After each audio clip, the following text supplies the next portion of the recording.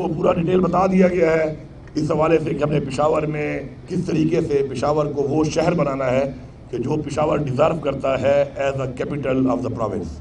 یہ ہمارا ایک چہرہ ہے, ہمارا ایک فیس ہے پورے صوبے کا, اور اس کو ہم انشاءاللہ چیلنج کے طور پر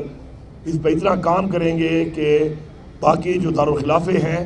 پورے پاکستان کے اندر تمام صوبوں کے, ان کے ساتھ ہمارا مقابلہ ہے. اور مقابلہ جب بندہ اپنے ذہن میں رکھتا ہے, چیلنج رکھ کے, تو پھر بندہ کام زیادہ کرتا ہے. تو انشاءاللہ پشاور کے اندر یہ ہم نے جو کام شروع کیا ہے, یہ جو آپ کا آج یہ اس کا ایک عملی نمونہ ہے, انشاءاللہ یہ بہت جلد ہم اس کو کمپلیٹ کریں گے. یہ تھوڑا کمپلیٹ ہو گیا ہے لیکن مکمل انشاءاللہ اگلے 3 مہینوں میں ہمارا ٹارگیٹ ہے کہ مکمل کریں. باقی جو مختلف اور ایریاز کے اندر جو ڈیولپمنٹ ہونی ہے, انفراسٹرکچر ہونا ہے, ڈرینیج ہونی ہے, انڈر پاسز بننے ہیں, اس کے اوپر بھی پورا ایک جامع پلان بنا ہے. اور پشاور کو ایک مین فوکس کر کے ہم نے پشاور کو ایک وہ سٹی بنانا ہے کہ پورے پاکستان میں جب دنیا میں پاکستان کا نام اٹھایا جائے, جب پشاور کا نام آئے تو پھر بتایا جائے کہ یہ دنیا کے ان دارالخلافوں میں ہے جو اپنی خوبصورتی میں, اپنی پہچان میں انشاءاللہ اپنا ایک مقام پیدا کریں. مجھے خوشی ہے کہ کمشنر صاحب جو ہیں وہ جو میں ان کو بتاتا ہوں اپنا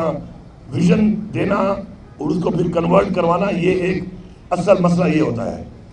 ایک ویژن کو اسی طرح گراؤنڈ پہ امپلیمنٹ کروانا ہی پرفارمنس ہے. تو ہماری پورے صوبے کی ٹیم ہے, جتنے محکمے ہیں,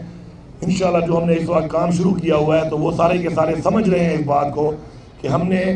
کس ٹریک پہ چل کے پورے صوبے کے تمام اضلاع کو جو بہت پیچھے رہ گئے ان کو اوپر برابری کی بنیاد پہ لانا ہے, اور جو